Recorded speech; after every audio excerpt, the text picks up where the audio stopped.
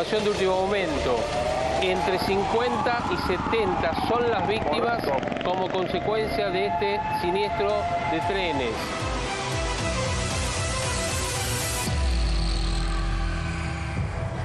Siete vagones de la formación de transporte de pasajeros que chocó de frente contra la máquina que trasladaba un furgón.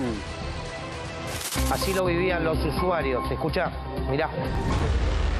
Se hizo mierda todo.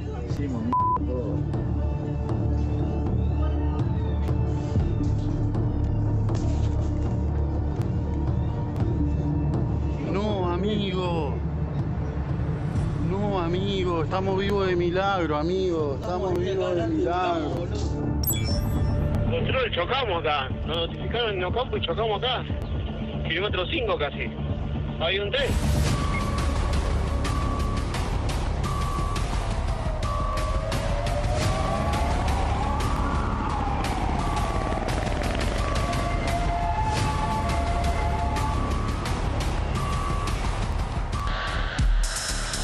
Tenemos víctimas fatales. Los perros han peinado, el vagón más complicado. Nosotros hemos asistido a un total de 90 pasajeros, 30 de los cuales con códigos rojos ya están en los distintos hospitales del gobierno de la ciudad, convenientemente atendidos. 2 de ellos con traumatismo de cráneo. Por mejorar su atención los hemos evacuado en helicóptero. El descalce es de 4 vagones. Es lo que me dicen, 4 vagones. Y el impacto, en principio, por lo que me dicen, es de frente, de las 2 formaciones. Fue algo feo. Estuvo muy feo, muy feo. Chicos gritando, llorando, gente sangrando, lastimada. Sí. Nosotros salíamos de retiro para Morris. Se dio vuelta las vías, se descarriló el tren. Fue muy fuerte. ¿En qué vagón estaba usted, señora? En el último. Imagínate, en el último vagón un señor se dio y se rompió toda esta parte contra la puerta.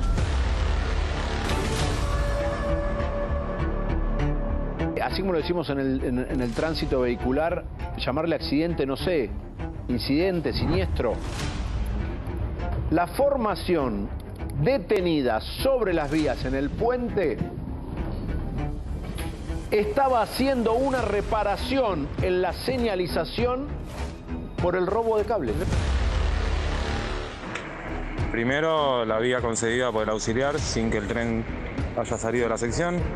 Y lo más grave, lo que venimos luchando hace tiempo nosotros, por eso estamos notificando, es por el robo de cables. Porque si hubiera señales funcionando, esto no hubiese pasado.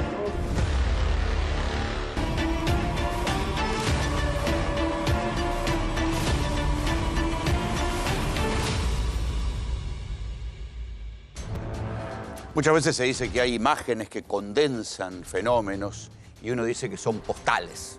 Bueno, en este caso, lo que sucedió con los trenes ya no es una postal, es un mural de tan grande que es. Se condensa la tragedia, el disparate criollo, se condensa en este mural. Un mural que para los que ven GPS no es desconocido porque confluyen varias cosas como si fuera de un rompecabezas que fue calzando. Y se termina de demostrar cosas que nosotros les venimos contando acá en GPS desde hace más de un año.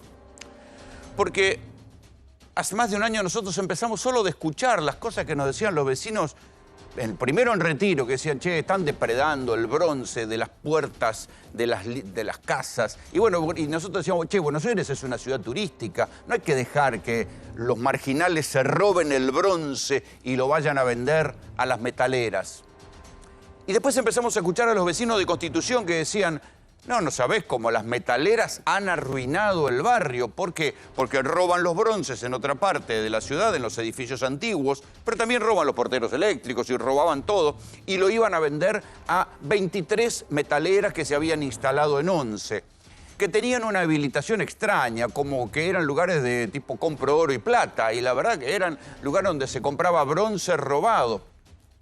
¿Y cuál era de lo que se quejaban los vecinos? Que venían marginales, que habían ido a robar bronce, que no eran cartoneros, eran tipos marginales, que iban directamente con un destornillador o una masa a robar bronce y lo vendían en las metaleras. Pero no solo vendían bronce, sino que además vendían cobre. ¿Y el cobre dónde salía? De cables. ¿Y por qué eran marginales, les decimos nosotros? ¿Y por qué estaban las metaleras en Constitución? Porque así como vendían, se daban vuelta e iban a comprar cocaína y pasta base en las pensiones de la zona, en los narcotrans que andan por ahí por las calles de Constitución. Y eso todavía había vuelto más invivible el barrio de Constitución. Ahí haciendo y trabajando sobre las metaleras, que por suerte el gobierno de la ciudad se avivó y las fue cerrando. Y la fue cerrando apenas con inspectores. O sea, no es que necesitó gran policía. Como no tenían habilitaciones, tenían una habilitación trucha, las fueron cerrando. Pero claro, en los lugares donde el Estado no entra, como el barrio 31, ahí volvieron a abrirse otras metaleras.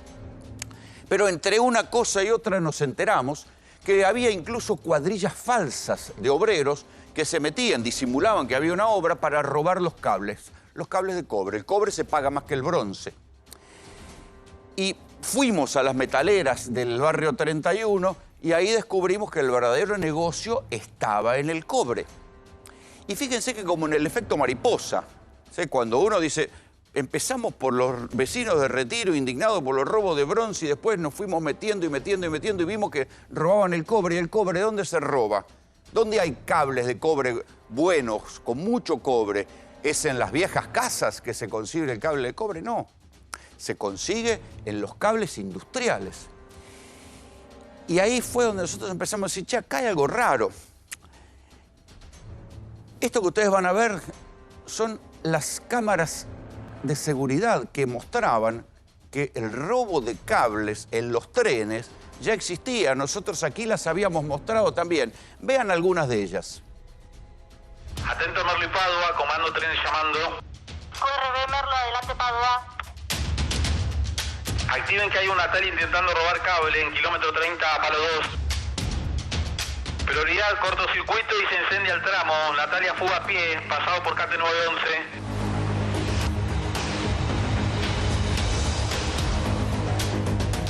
En el lugar, foco mío extinguido. El cable se fundió, no hay riesgo de propagación. Tomado, señora.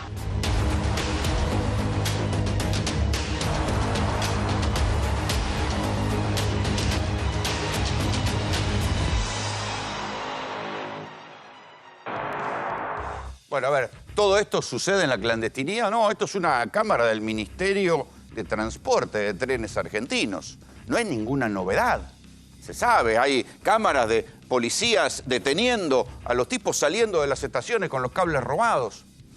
Y yo les decía que nosotros fuimos al barrio 31, a la Villa 31, y a preguntar por las metaleras. Y las metaleras estaban, ¿y qué compraban? Compraban bronce, pero también compraban cobre. Les voy contando esto para que vean que era todo tan evidente que no se entiende cómo la estupidez cruzada de las administraciones públicas y de la justicia, porque acá también interviene la desidia judicial, llegó a que de milagro no muriera gente en ese choque de trenes. Esto es el barrio 31. No digan que no les avisamos qué pasaba con el cobre.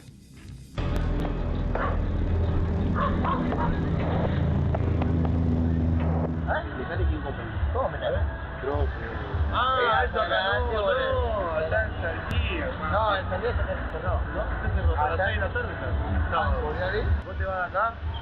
Sí. ¿Viste que está en la iglesia? Sí. Pero acá le queda más cerca, boludo. Pero le paga poco. Ah. Volvé que allá te conviene al fondo, todos van al fondo.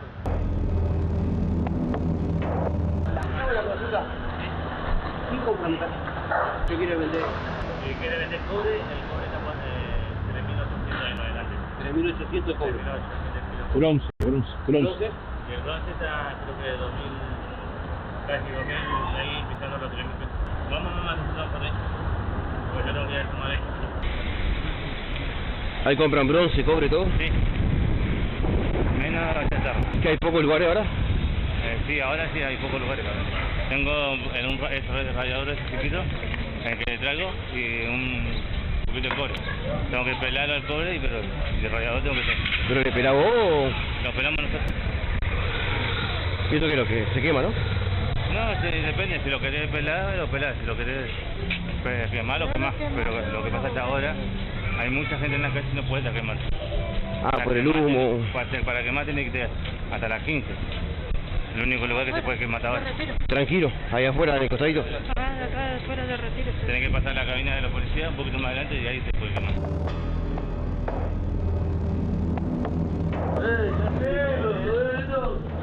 Acá andamos. Dale, tiralo. Pensando. Pensando.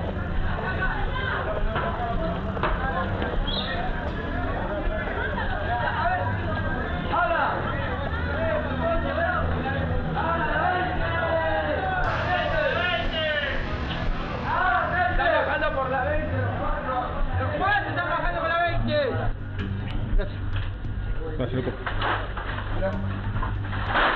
¿Cómo estás? Bueno, amigo. Antes de empezar, ¿no piensas?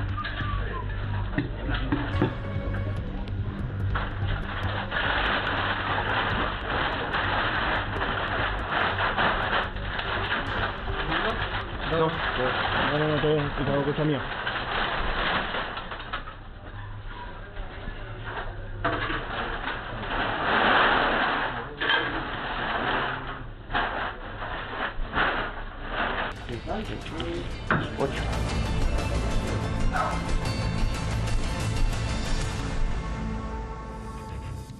Es todo tan evidente y tan grotesco este mural del cual yo les estoy hablando, que presten atención a este mapa.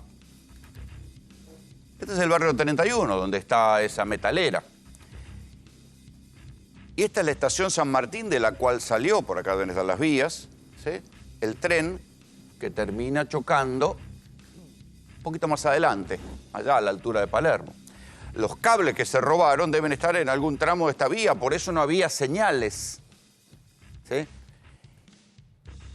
Y las vías son de jurisdicción federal.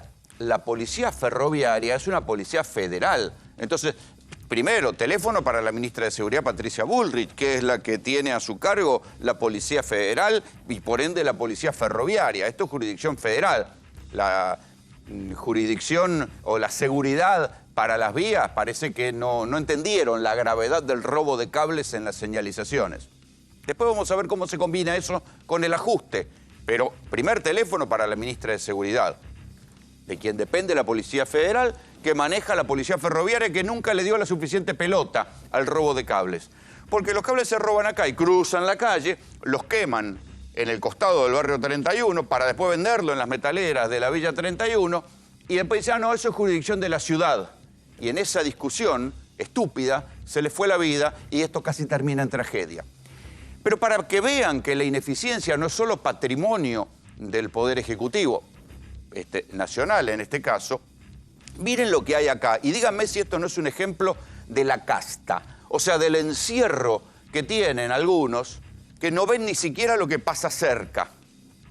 Acá está Comodoro Pi, acá está el barrio 31, donde se venden los cables robados de cobre, y acá está las vías del San Martín, de donde se robaron los cables. Pero claro, los jueces federales andan con chofer, andan en auto, y no pasan, no ven, no se enteran. ¿Por qué les digo jueces federales?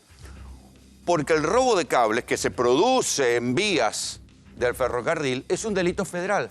Y me contaban hoy más temprano que hay varias denuncias en Comodoro Pi de robo de cables y que nunca les han dado pelota. Si quieren, ¿cuál es la lectura? Uno puede decir, bueno, son adictos, son marginales que roban el cable para revenderlo. Nosotros, que somos los padres de la justicia en la Argentina, no nos vamos a meter con este pequeño quilombo. Es como antes decían, se quejaban en Comodoro Pi, cómo nos traen un tipo con un porro en el bolsillo. Claro, lo que deberían haber hecho es, che, ¿quién está detrás de esas organizaciones que compran los metales? ¿Son simplemente pequeños reducidores? No. En Constitución nosotros comprobamos que eran bandas laterales de los narcos peruanos los que compraban los metales porque los intercambiaban con cocaína o por pasta base, algo que se sigue haciendo también en el barrio 31. Entonces, ¿por dónde atacar el problema? Hay que atacarlo por el lado de las organizaciones que compran el metal, que roban no solo en las vías, Nosotros también les contamos acá en GPS que hay varios tramos, por ejemplo, de la avenida General Paz, que corresponde a jurisdicción de la Autopista del Sol, que están oscuras porque se quejan del robo de cable. Ah, eso sí, en ese caso no es estatal, no lo reponen. Panamericana, Autopista de Lepiane, montones de lugares donde no hay luz en autopista, donde se garpa peaje y peaje cada vez más caro, pero no ponen los cables. Y entonces cada uno tiene una excusa para decir por qué no reponen los cables, siempre diciendo, ah, bueno, se los roban. Entonces, una de dos, o van a buscar a los que compran los metales robados, o van a ver qué pasa con la marginalidad. Y este es el otro tema que aquí sí le duele al progresismo, porque es fácil criticar a los gobiernos de derecha, pero este debate sobre qué hacer con la marginalidad en las grandes ciudades molesta al progresismo, no solamente acá, sino en buena parte del mundo. ¿Qué se hace? ¿Qué se va a hacer con este nivel de marginalidad que hay ahora en la ciudad de Buenos Aires, creciendo además por la crisis económica que aumenta la indigencia? Detrás de esa gente que está en la calle con problemas serios de consumo de drogas duras, es porque son indigentes y muchos de ellos tienen antecedentes penales. Entonces, cuando uno ve lo que pasa en otras partes del mundo, el debate es igual. La crisis del progresismo que dice, no, hay que respetarlos, es una decisión personal, tomar drogas duras, sí, pero ya no son los lingeras románticos que se tomaban un tetrabric y que a lo sumo le decían alguna guarangada a una mujer. Ahora esa gente con consumo de drogas duras se levanta y apuñala a cualquiera para conseguir un celular para convertirlo en droga, y si no, que lo diga ese hombre que estaba haciendo una meditación a la luna en un parque de Palermo y para robarle el celular lo terminaron apuñalando. ¿Quién? Un marginal que después se metió en el barrio 31 a comprar drogas. Así de evidente es todo y así de sencillo y de fácil de entender y así de obsceno es todo. Entonces, esta semana el gobierno de la ciudad dijo, basta de ranchadas en la ciudad de Buenos Aires, hay que hacer algo, se acaban las ranchadas. Si la gente no tiene donde dormir, que vaya a los paradores. Y se acaben las ranchadas. En ciudades como Nueva York, el problema con la marginalidad es lo mismo, tanto que buena parte de la legalización del consumo de marihuana tiene que ver con esto, con lograr sacar a la gente del consumo de drogas duras como el fentanilo o el tranq. Lo mismo pasa esto. Agradezcamos que las drogas duras en la Argentina no incluyen ni fentanilo ni tranq, que es una especie de anestesia para animales, el tranq, que deja a la gente así.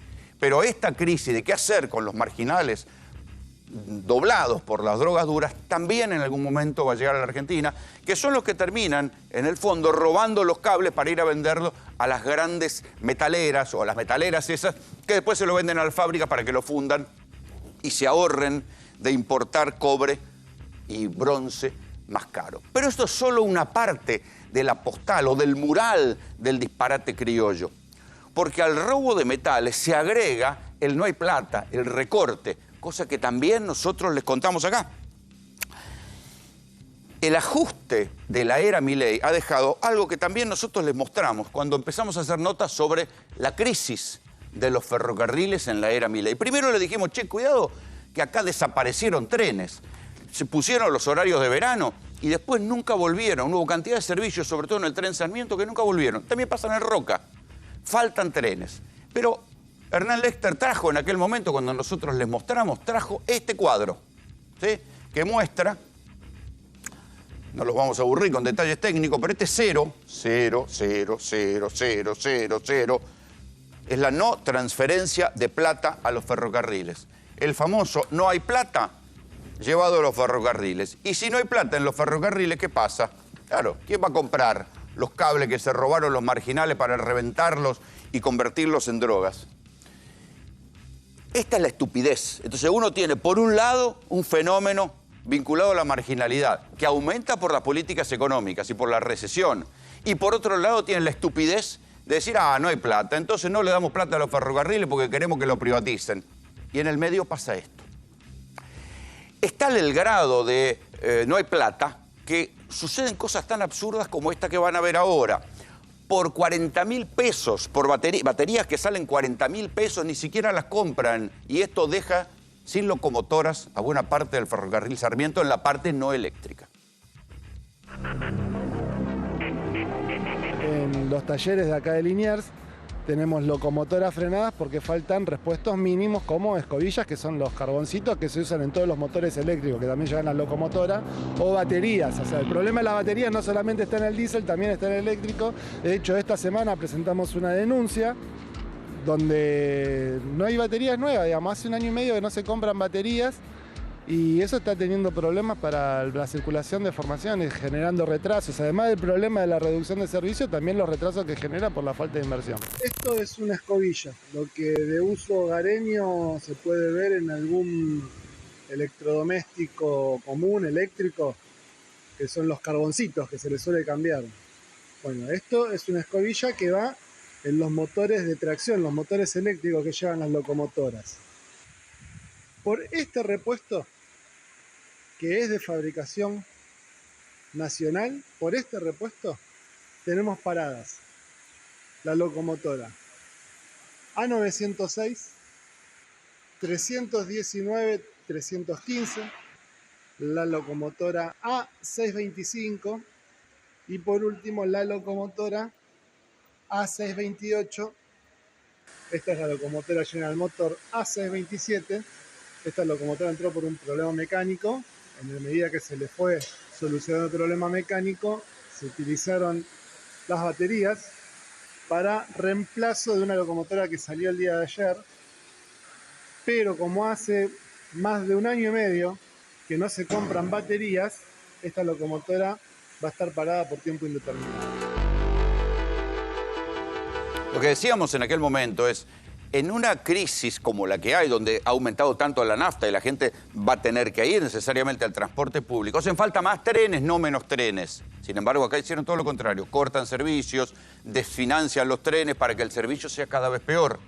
Ahí donde si se roban los cables y no hay ninguna política o para cuidar las vías de parte del Ministerio de Seguridad o de la Justicia para ir sobre las organizaciones que venden los metales y no como ahora el juez Ercolini, aquel famoso que conocía Lago Escondido, pero se ve que no conoce el barrio 31, cómo se roban los metales, está diciendo, bueno, fue un error humano. Por ahí arrancó la investigación, fue un error humano. Sí, fue un error humano. Los señaleros estaban haciendo, como los cables de cobre habían roto las señales, los señaleros hacían el trabajo a manera manual, retrocediendo al siglo XIX, antes del siglo XX, porque en ONCE, en el ferrocarril Sarmiento, ahora lo van a ver también en GPS, las señales que aún funcionan son de 1927, pero quiere decir que ya existía en 1927 sistema de señales que con el robo de cable de cobre en el San Martín quedaron desmantelados y tenían que hacer los permisos para que vayan los trenes o con banderas o con planillas. Por eso ahora dicen, fue un error humano. Desde el gobierno y desde la justicia federal o desde el juzgado de Ercolini salieron a decir, fue un error humano, investigamos un error humano y imputaron a los maquinistas, a los maquinistas y asistentes, a los auxiliares de las estaciones, de los señaleros. Sí, pero al error humano se llega por la estupidez de no haber cuidado las vías, sabiendo que están al lado del barrio 31, donde hay metaleras, se llega por la miserabilidad de no reponer los cables de cobre robados, diciendo no hay plata, esto es el ajuste. Y los dos o los más responsables, el secretario de Transporte, los titulares de ferrocarriles argentinos, deberían recordar que la tragedia de ONCE, ahí donde los ferrocarriles eran privados, no eran estatales, deberían recordar que terminaron presos 2 secretarios de Transporte por negligencia, por haber dejado que las empresas privatizadas de aquel momento, los Cirigliano, que manejaban el Sarmiento, no invirtieran. ¿Sí? Ricardo Jaime y Juan Pablo Schiavi terminaron presos por no haber controlado las empresas. Entonces, los que se jactan de ser obedientes con el no hay plata y el ajuste y no haber comprado los cables de cobre, deberían recordar, está bien, ya se sabe que Comodoro Pi los va a proteger, los va a cuidar y van a terminar acusando a cualquiera de cualquier cosa, los señalistas, van a decir que fue un error humano y ahí van a terminar cerrando el expediente, pero deberían recordar que alguien algún día terminó preso por no hacer sus deberes cuando hay un accidente y muere gente. Así se conforma la postal de este disparate. Esto, que más que una postal, es un mural de la vergüenza. Y todas las piezas de este disparate nosotros se las fuimos contando. Bienvenidos.